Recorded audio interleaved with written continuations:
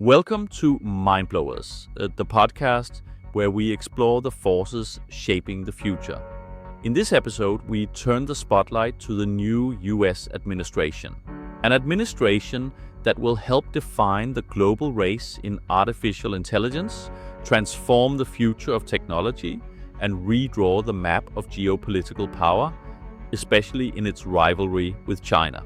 But to understand what's really happening, we have to look beyond the headlines, because this isn't just about the president. It's about the architects, the people behind the scenes, shaping the agenda, designing the systems, and pulling the strategic levers of power.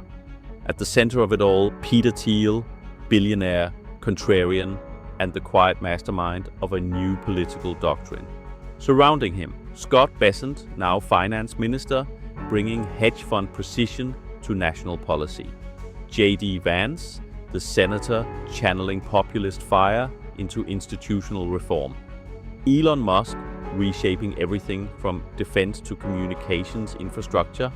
Howard Lutnick, the financial kingmaker with influence far beyond Wall Street. And Vivek Ramaswamy, the biotech entrepreneur turned ideological warrior on a mission to rebuild America's core. This is part one of our deep dive into the real people of power in Washington, those driving the future of AI, national identity, and the global order. But before we begin, an important note. The Mindblowers podcast neither endorses nor opposes the current US administration. We see both opportunity and risk in its direction.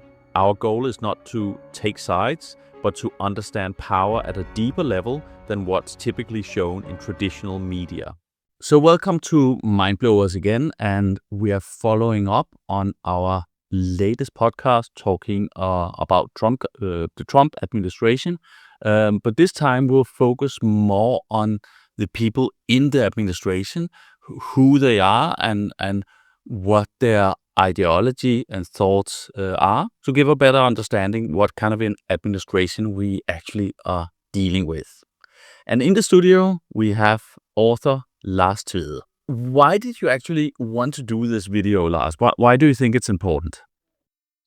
Because I think it's really, really important for anybody working in almost anything concerning business, politics, geopolitics, investing, to understand what the Trump administration does, because administrations or leaders, national leadership, they fit into a scale. There's some leaders are simply managers, so they don't really try to change anything structural. They just kind of manage what is. And then you have the ones who are revolutionary, and the market movement, and especially the second Trump administration here, they are revolutionary. They're changing a lot. And what I see in the way that most established media cover it, and also much of what I see in the discussion on social media, is that people are extremely focused on one thing, and that is what Trump says and how stupid he is. and what I think it's not fully understood that Trump is the salesman who is extremely transactional and tactical. And very often what he says is not at all what he expects to happen. It's a way to provoke a discussion or to set an anchor for negotiation where he actually ends up and expects to end up a completely different place. So what you and I have been doing for a long time is to listen to the people who have created the ideas behind the whole MAGA movement and the current Trump administration, and listen to what they're saying. Many of them are exceptionally competent, but they're also exceptionally open.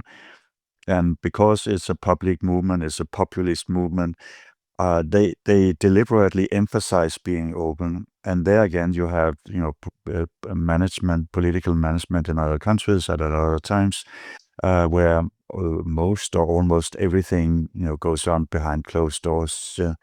Completely different cultures. But here we have the advantage that they're actually super communicative, and they're also, with few exceptions, very good at communicating. But I think it's also important then to go further down and try to understand what are the motives and values, what drives them. And I think it's always a good idea for anybody talking about anything to go back to, why are you here? Why are you engaged in this? Why are you enthusiastic? What are your moral instincts? What are your concerns, and so on? And we already did a podcast where we went through what we perceive as the top 14 strategies of the Trump administration, at least for now. But here, what we want to do is go deeper and more think about what are their worldviews, their concerns, and so on. So that's why. Yeah, so, and I just wanted to add as well that, so this is the Mindblowers podcast, and we're talking about the future.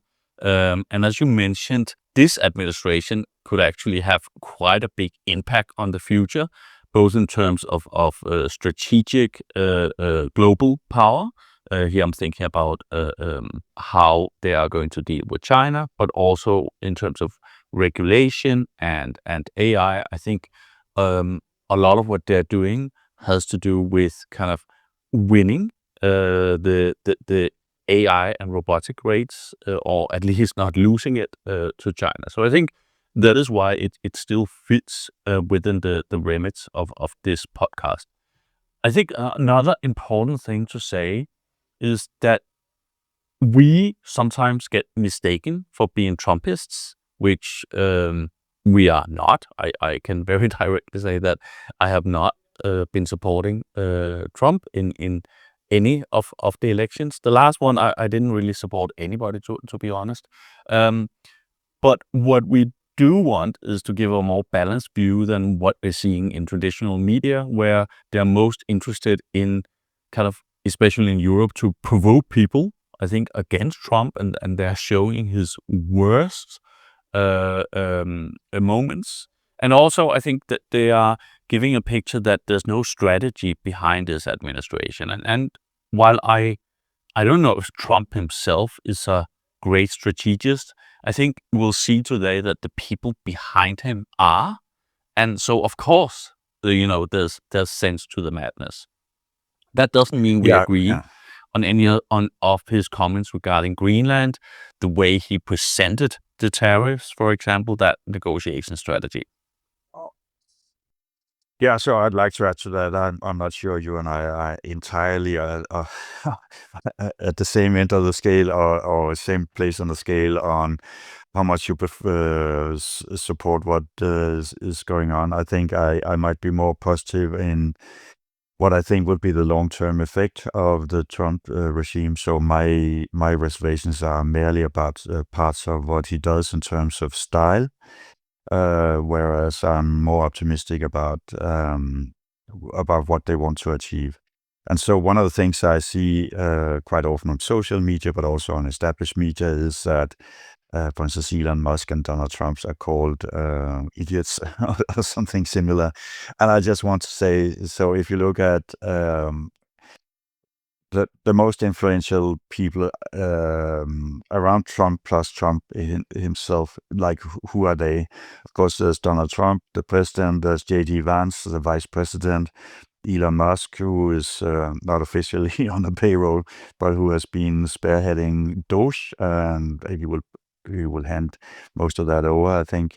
There's Scott Bessent, who's Secretary of the Treasury. There's Howard Lutnick, who is Secretary of Commerce.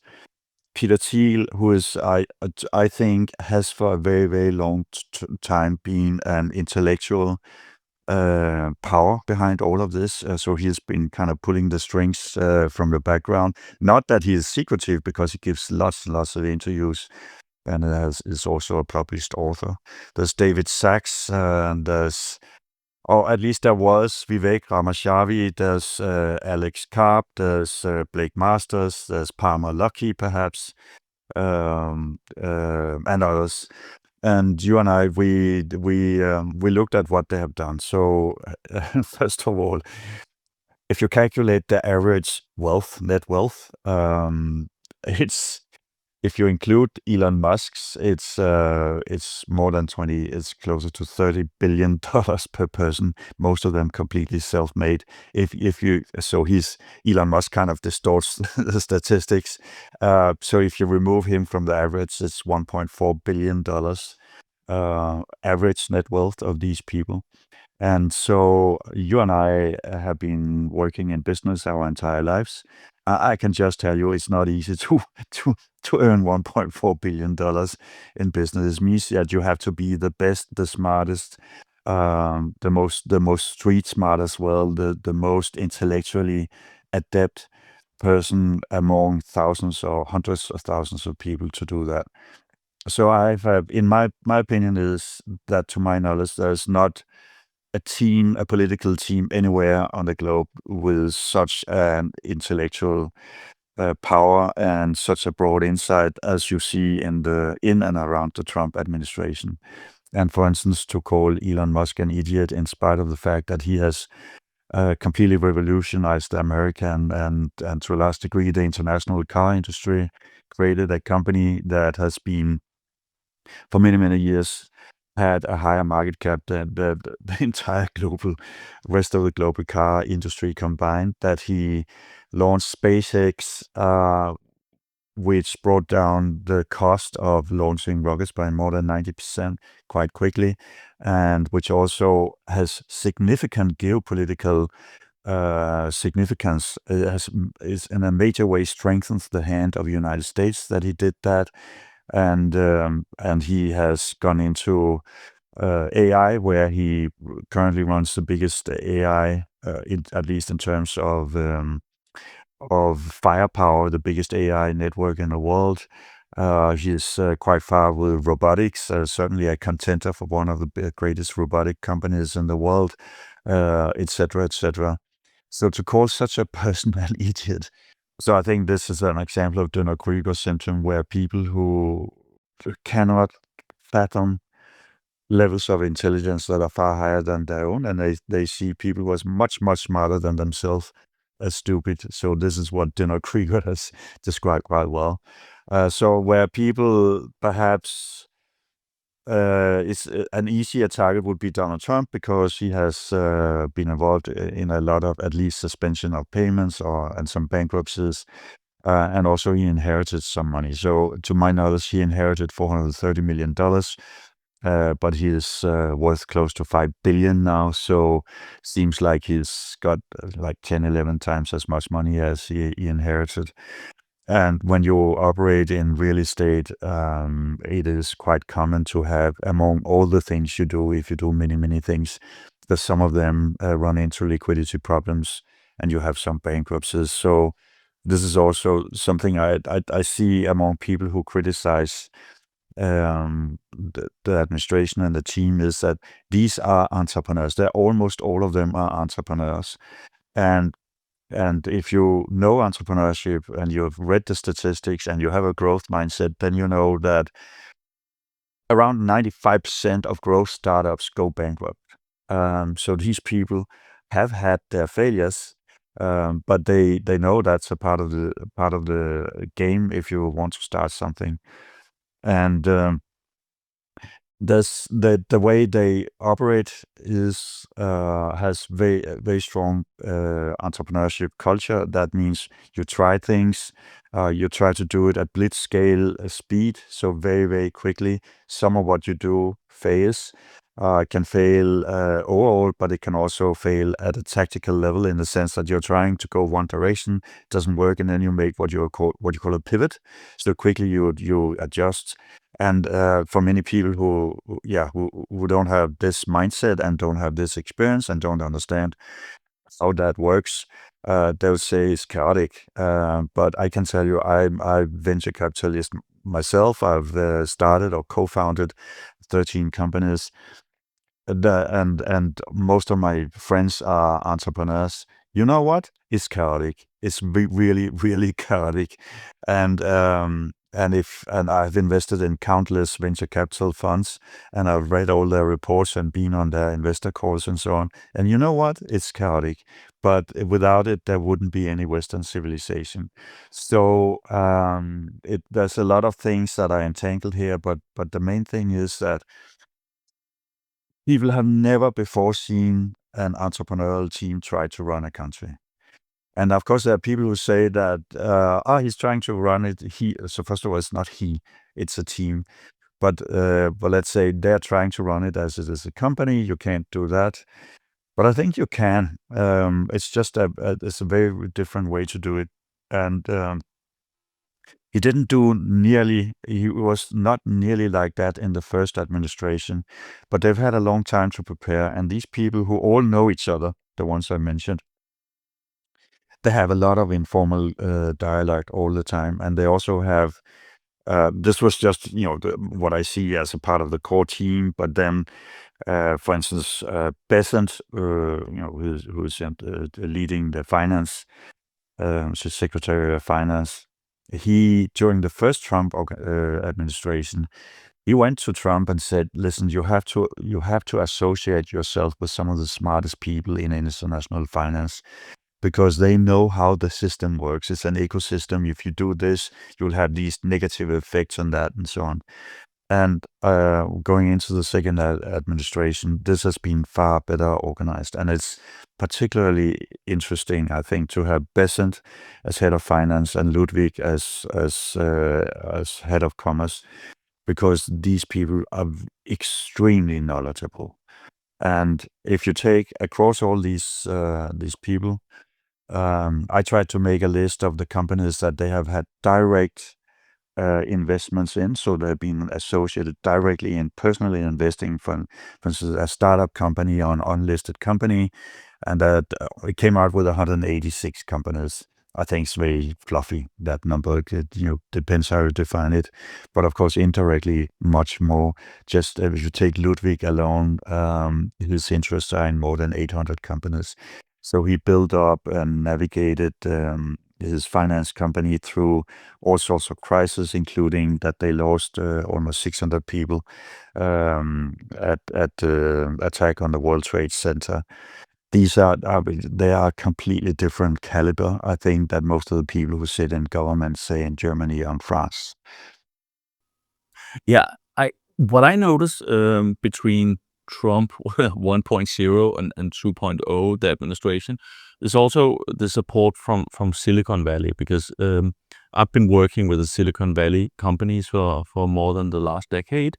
And the first time he won, Meta especially was in shock. And I was in San Francisco at that time, and they were talking about moving the headquarters out of the US as a result of Donald winning. I think it was pretty much the same with Google. So definitely, contrary to what many believe, they were quite leftist or Democrat. And this has changed. I mean, he seems to have very solid support from Mark Zuckerberg, Google as well. I'm not so sure about the leadership of Apple, but there's definitely a change. I think they have support from Amazon as well. So I think some of this you can look at the whole public of the US and say, why is this happening? And I think if you look at Silicon Valley, they went quite far with the woke culture and the DEI culture. And I think even the Democrats in these companies, that was probably like 60%, felt that it had gone too far. And I think especially Mark Zuckerberg had a change of heart. We're going to talk about Peter Thiel in a moment, and I've a couple of times I've been in a room with Peter Thiel, and he was somebody who was listened to at Meta. He was on the board, but he was also a bit of a lone wolf. I think he was the only Trump supporter at Meta at any significant level. So people were like, okay, now we'll give you your 15 minutes to say what you have to say, but then people would to some extent distance themselves from his opinions.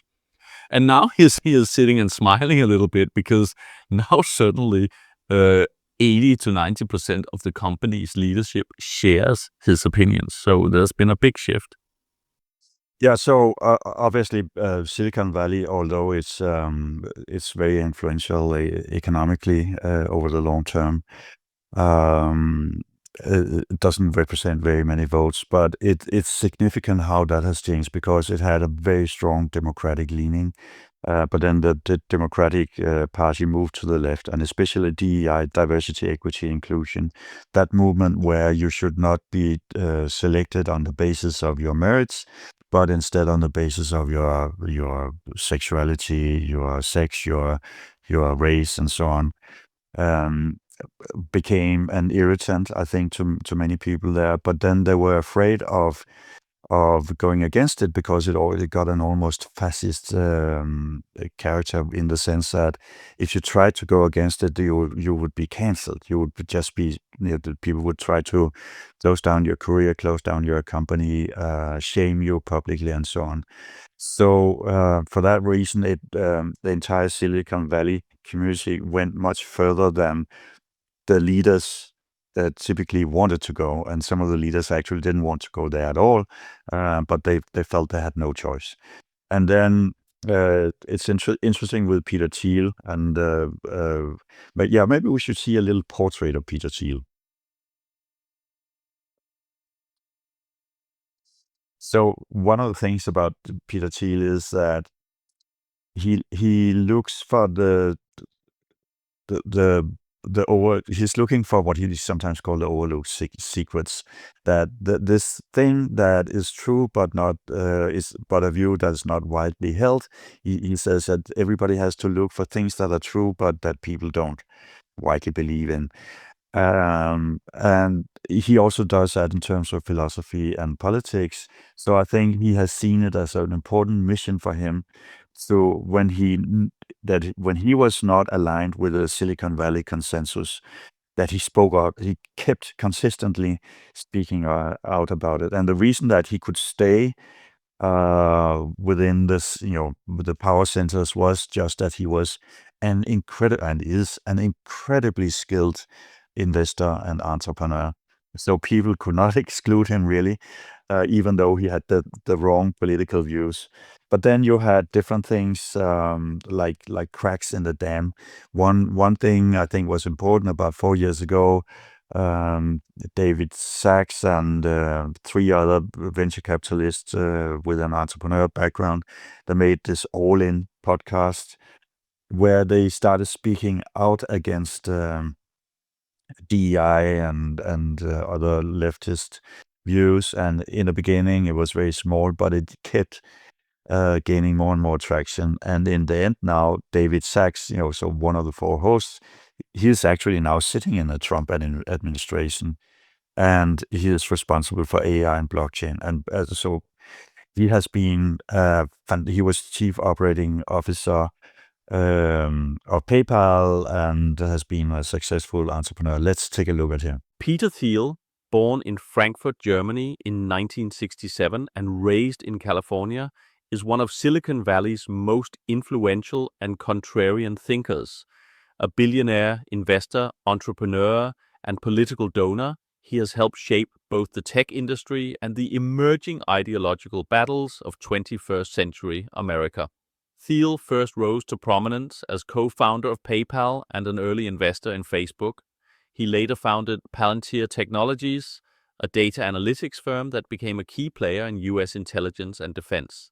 His book, 0 to 1, became a startup gospel, advocating monopoly as a driver of innovation and urging founders to pursue secrets the world hasn't yet accepted. His worldview blends radical technological optimism with deep skepticism of institutions. Thiel is critical of what he sees as cultural stagnation, excessive regulation, and the decline of hard tech.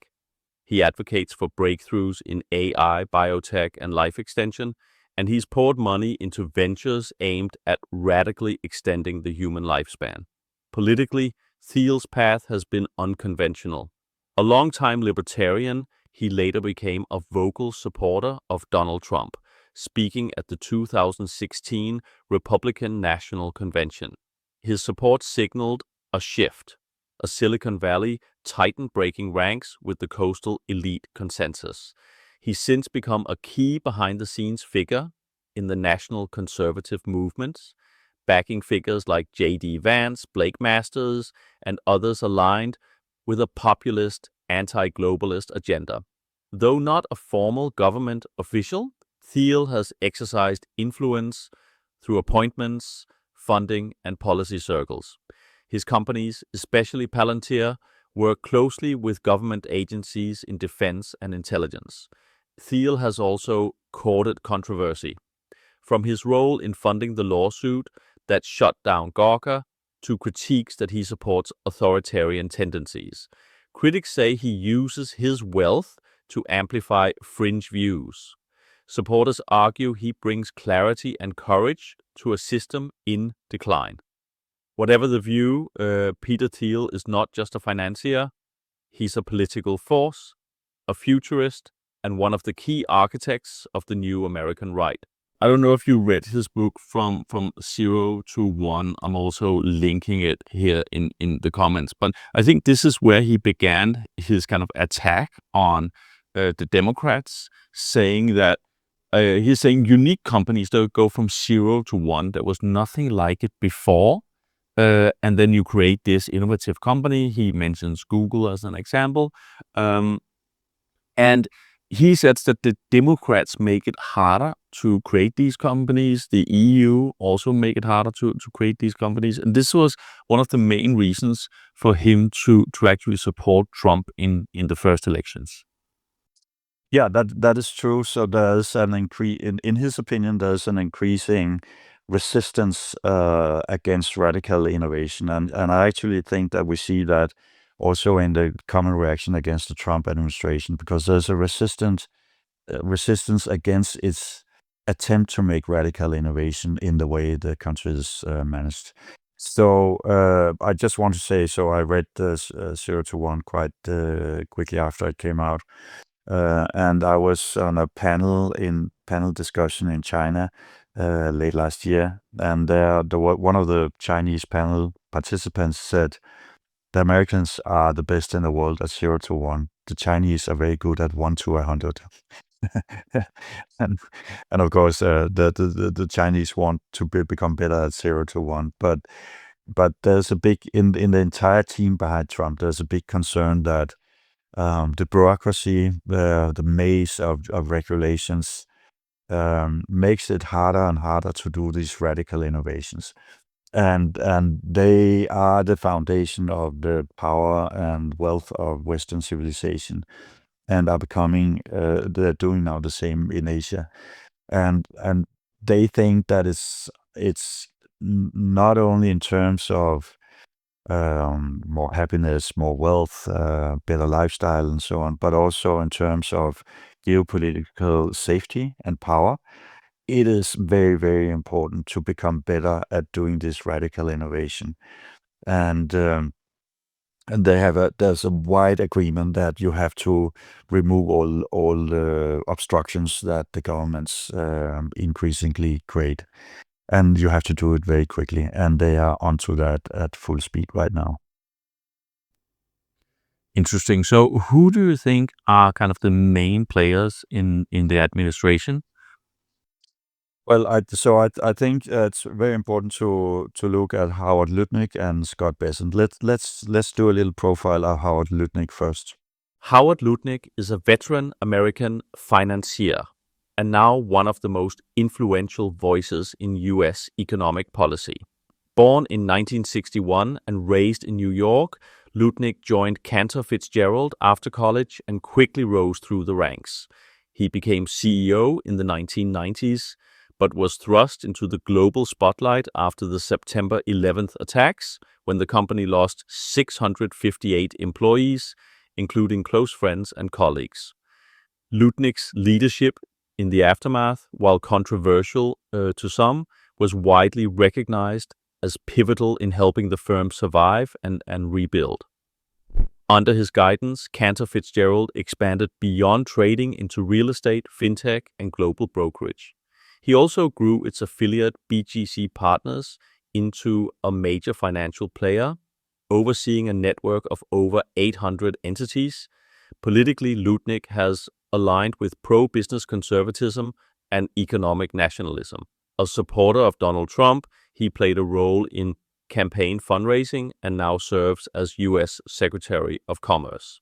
In that role, he's pushed for tougher trade deals, strategic tariffs, and policies aimed at reviving American manufacturing and financial leadership. He's also a strong backer of blockchain and digital assets, calling technologies like Bitcoin key to future U.S. competitiveness. Critics point to his aggressive business tactics and insider status. Supporters see him as a rare mix of Wall Street expertise and patriotic focus. Today, Howard Lutnick is helping redefine how America competes, combining market savvy with a vision of national economic strength. So that's a very good, a very interesting podcast.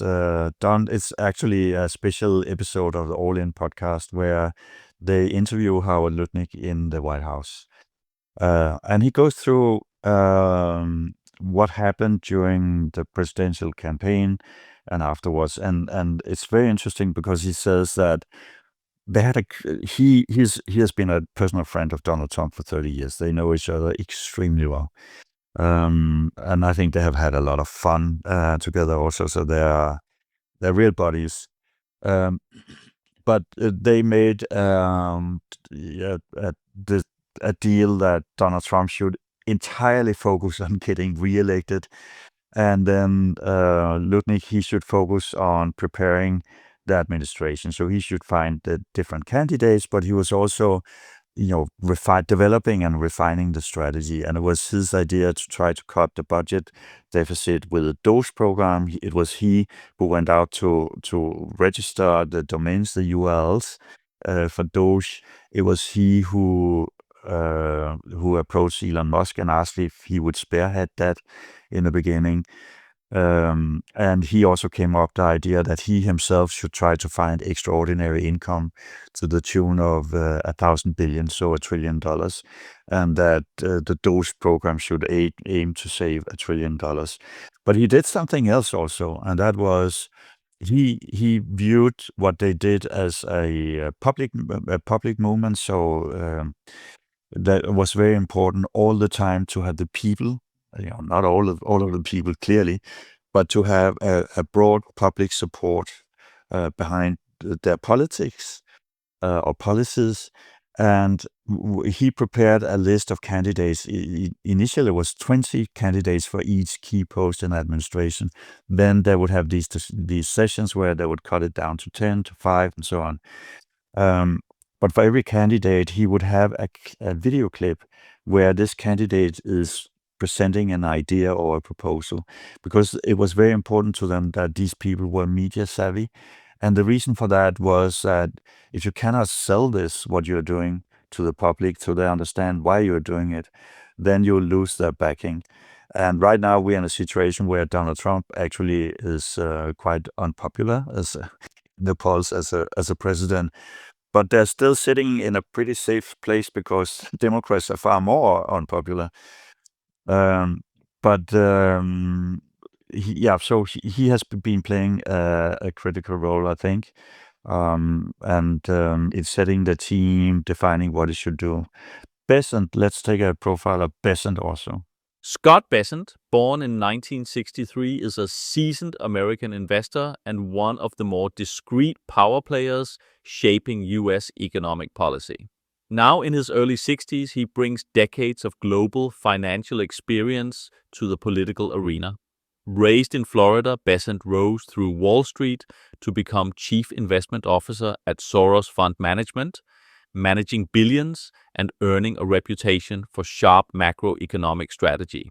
In 2015, he launched his own hedge fund, Key Square Group, with a focus on markets influenced by politics, interest rates, and geopolitical shifts. Unlike many in finance, Bessent combines free market instincts with growing skepticism toward globalist economics. He advised Donald Trump's transition team in 2016, a surprise move given his Soros ties, reflecting a shift toward economic realism centered on resilience, strategic autonomy, and fiscal discipline. Now, in his first 100 days as a senior economic official, Bessent has focused on tightening federal spending, reshaping industrial policy, and cautiously guiding the U.S. away from economic dependence on China. He also made headlines for blocking a high-profile bank bailout, arguing that long-term trust requires short-term discipline. Critics call him a polished insider repackaging nationalist ideas. Supporters say he adds needed depth and strategy to American economic leadership. Either way, Scott Bessent is quietly influencing how America thinks about markets, sovereignty, and its So place in a Bessent shifting is what you global can call order. a safe pair of hands. I had not followed him a lot before he got into this position.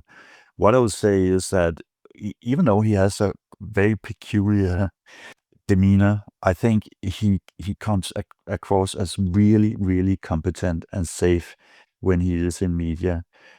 He has been, when he worked with George Soros, Soros's fund was one of the two top hedge funds in the world, at least in the beginning. The other one being probably Tiger Fund by Julian Robinson.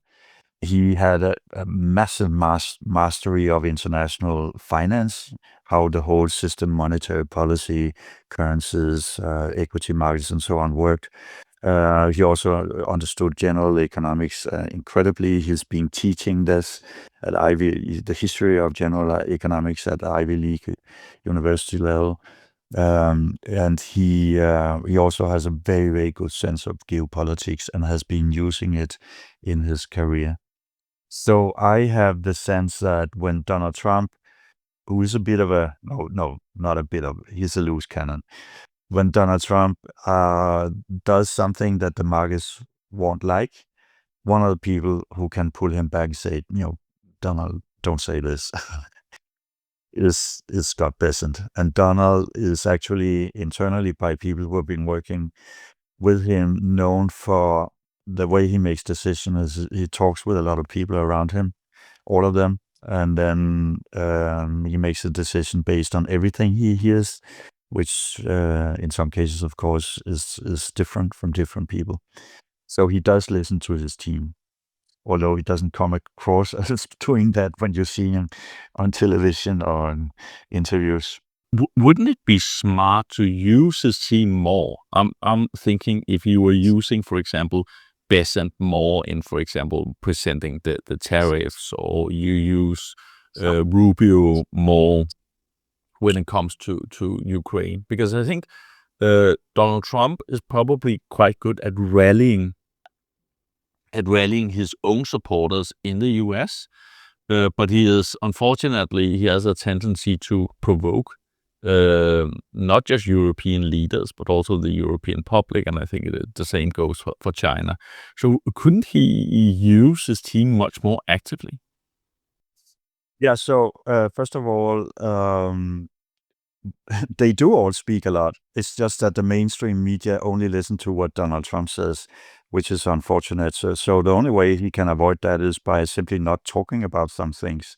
And if he doesn't talk about it, then the media have to listen to somebody else. And I would say that, okay, so if you're a financial executive and you use Bloomberg, you're more likely to hear what Lutnick and Bessent and many others say.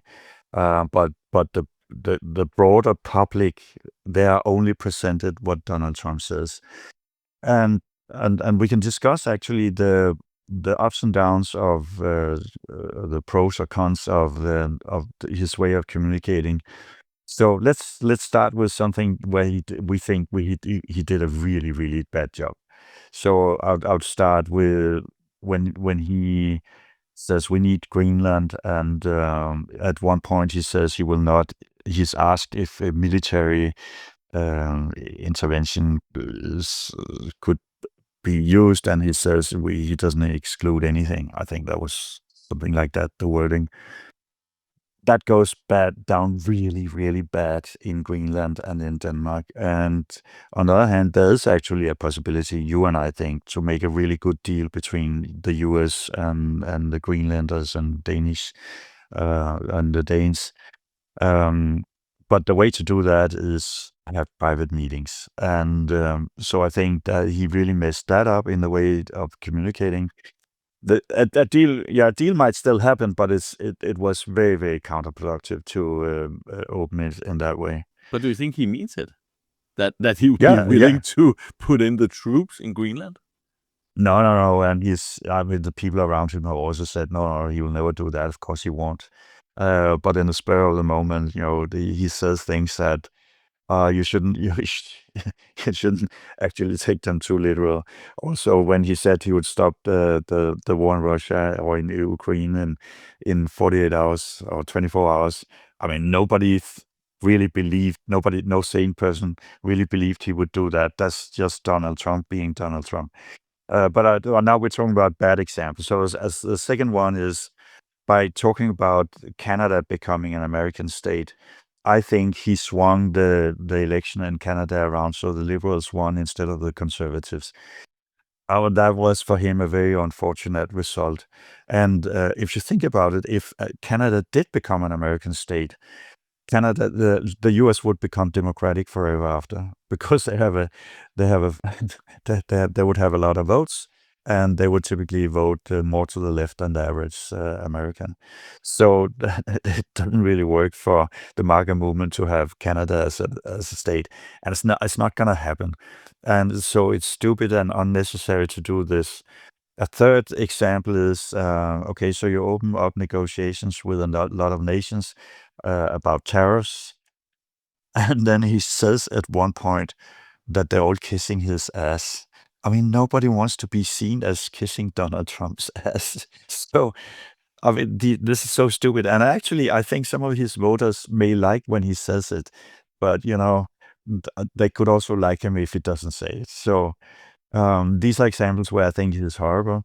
But there are examples where it's actually quite efficient. So when he kind of indicates that unless the NATO membership countries pay what they are committed to pay, and possibly it should be 3.5%, I think. And then he kind of indicates that if they don't want to pay, he doesn't want to defend them, and they get really scared. And then he also kind of plays with the idea that they will stop supporting Ukraine. Germany comes out and say they will invest $1 trillion or euros, as it is, in defense and infrastructure spending. When he talks about the DOGE program and making the US far more efficient and far more innovative than they already are, the EU comes out quickly after and said they will cut the regulatory burden for companies and perhaps citizens by 25%. UK does the same. They do that because they're scared. So when he launches the tariff policy in such a radical way, which I think was probably not the best way to do it, but it still has the effect of everybody talks about it. He gets stuff on the agenda. And so once he blows such a hand grenade, it becomes an issue that everybody knows that now we have to relate to this. The things cannot go on like they were, because it's now it's a battle of getting to a new solution. So it's mixed, and I think that when people portray everything he does as unacceptable, I think they're making a big mistake. Some of it is unacceptable or really stupid, but some of it actually is super efficient, and he's right. There is an issue. For instance, in trade, the US has been treated extremely unfairly. And for instance, Democrats have been saying this over and over again for many, many years. So now they criticize him for trying to address it in a radical way, but it's their own policy. that he is trying to implement. I'm wondering, these negotiations, it could both be the tariffs or even like how to handle NATO.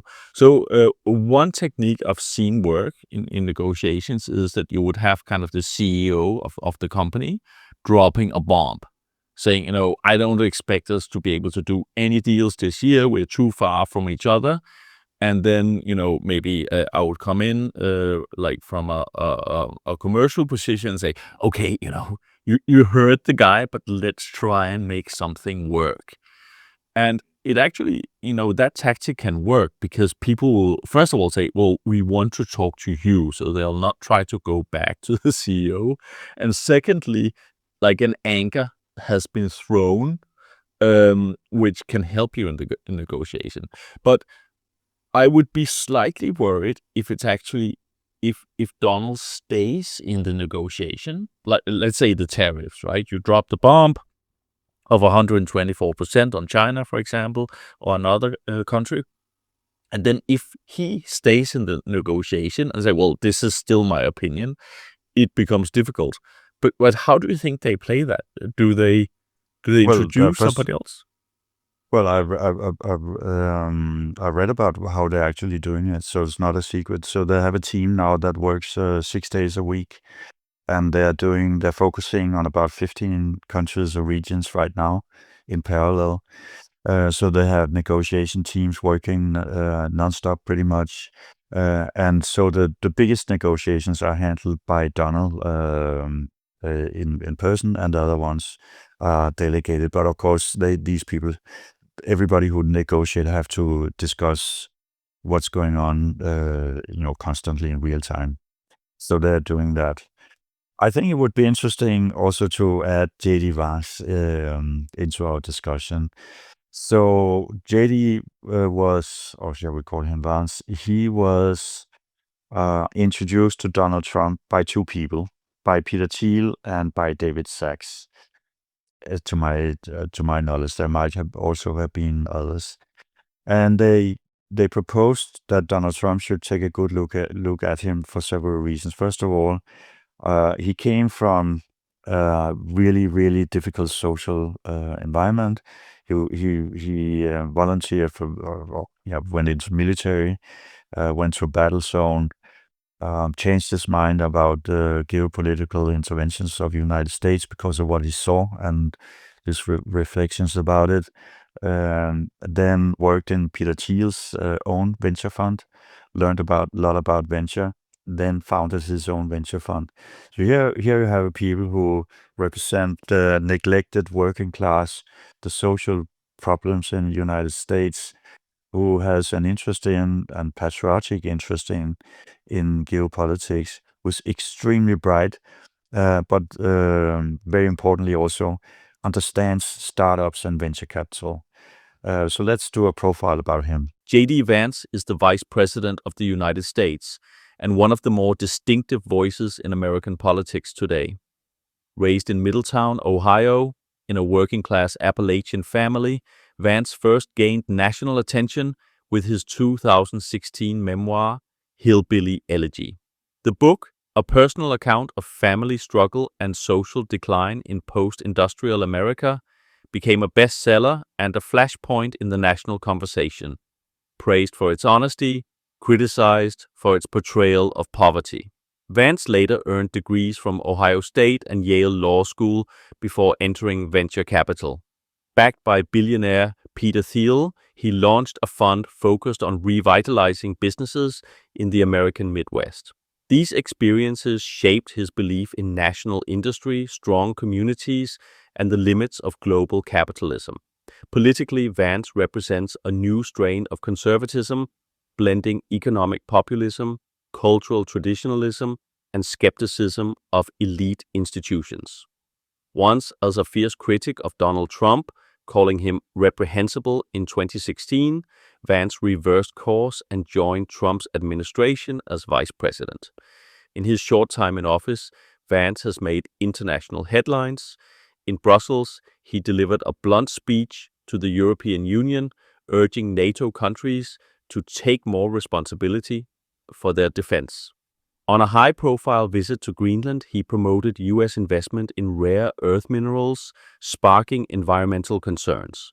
And in a tense moment with Ukrainian President Zelensky, he publicly questioned continued U.S. aid, drawing both praise and criticism. Supporters see Vance as a bold realist reshaping American conservatism. Critics accuse him of political opportunism and diplomatic recklessness.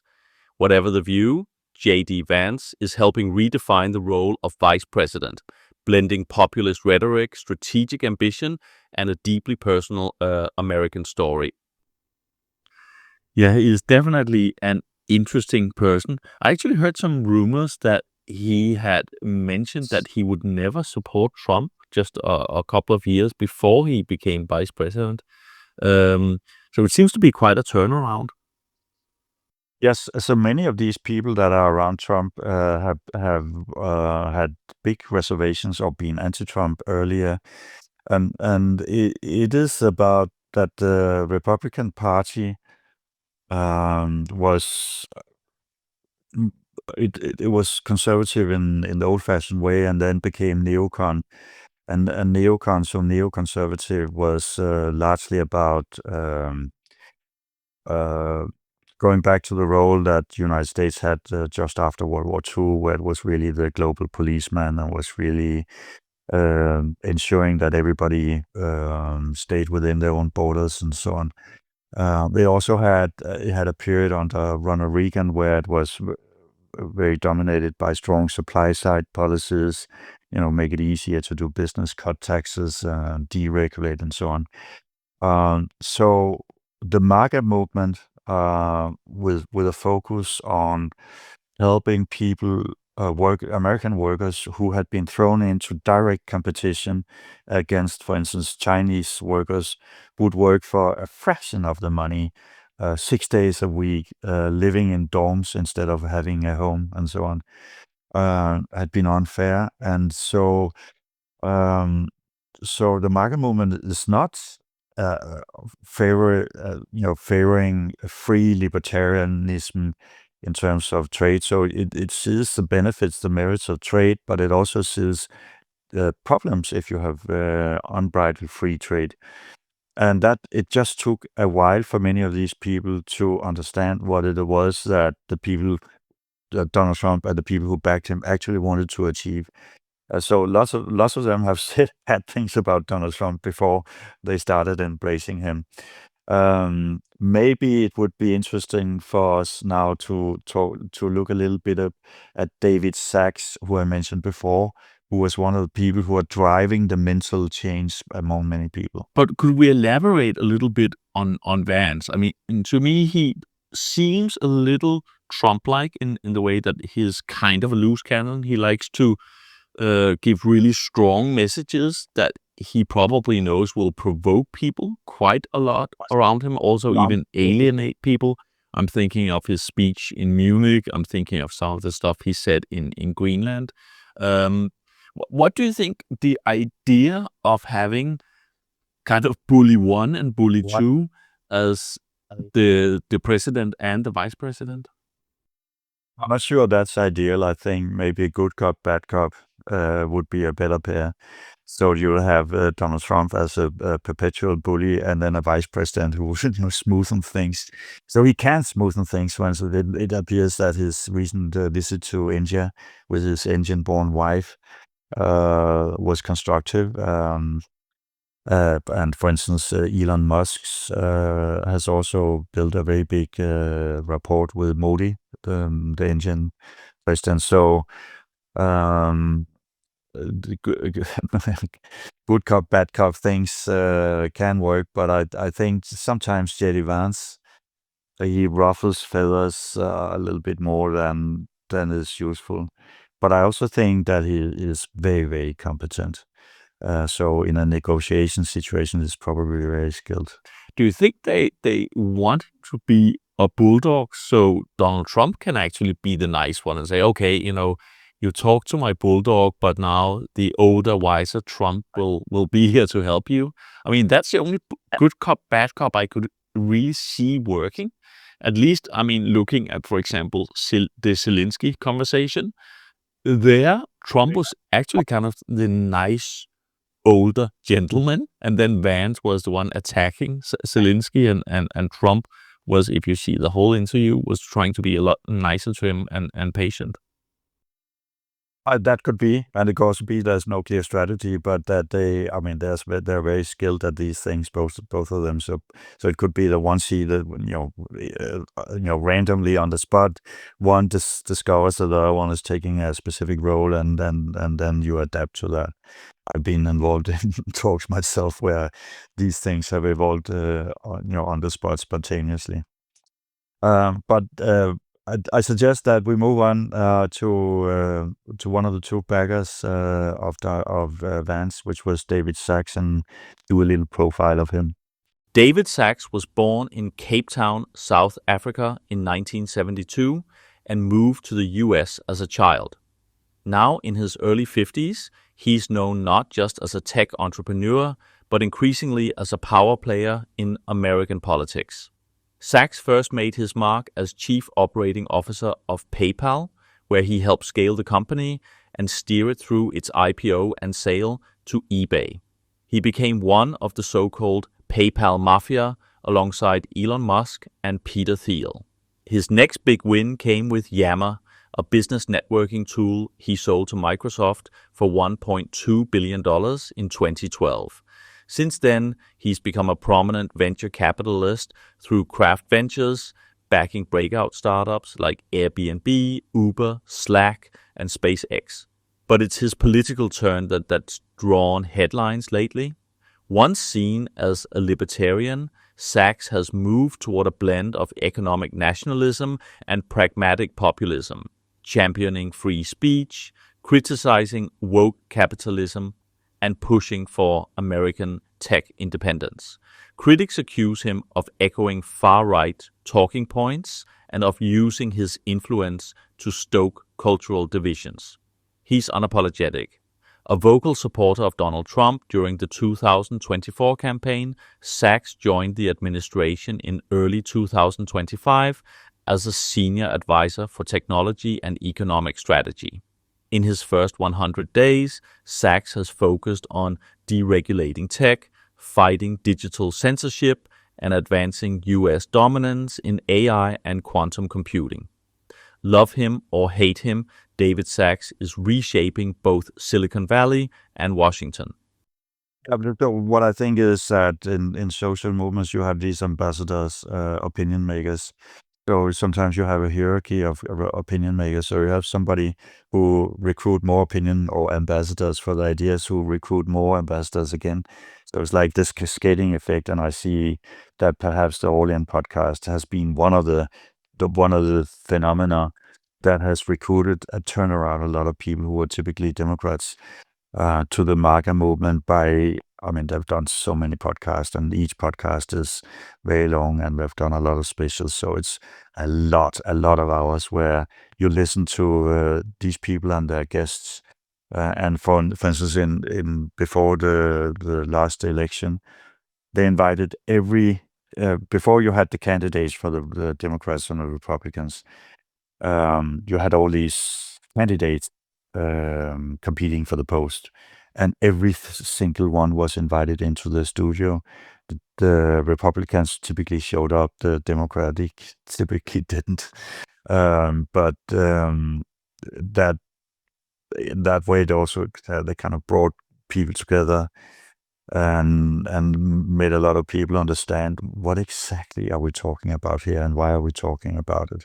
And for instance, I listened to Vivek Ramaswamy on the podcast, and so of course it struck me that this guy's like unbelievably bright. I mean, he really is. So he has masters in biology and law, founded a biochemical or life sciences company, sold it for $1.2 billion at a young age.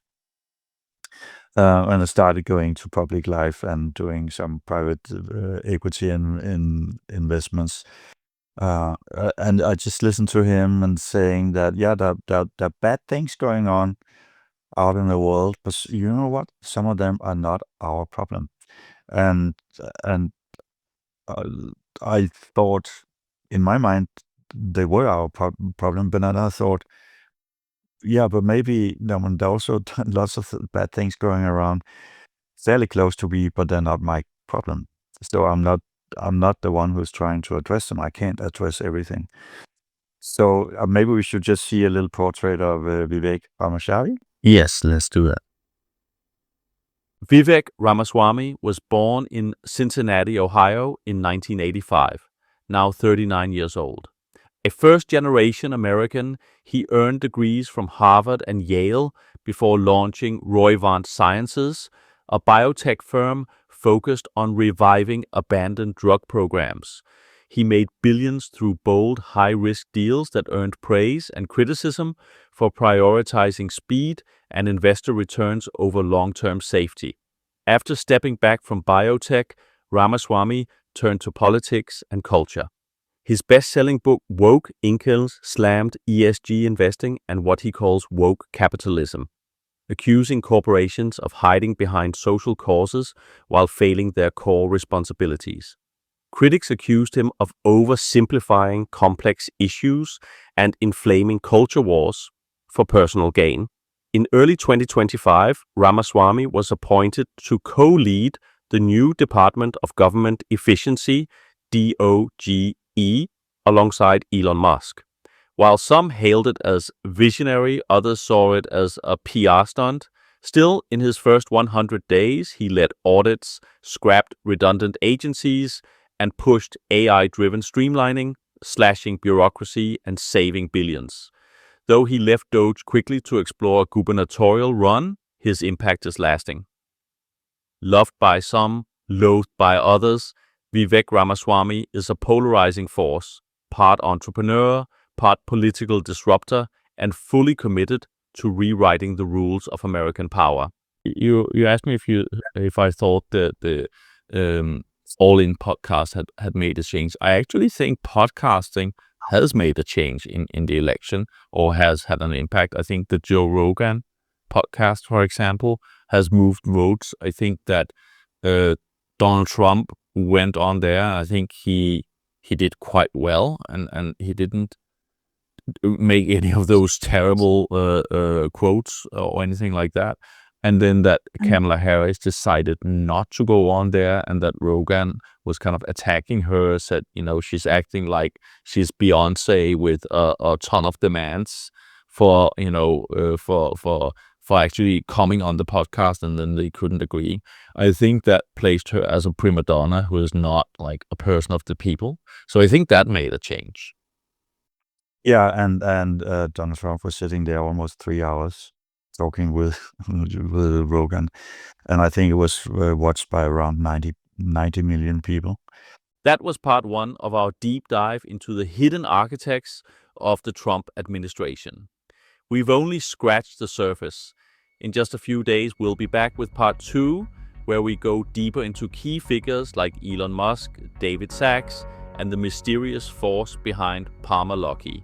This is Mindblowers, where we connect power, technology, and the future you're not supposed to see.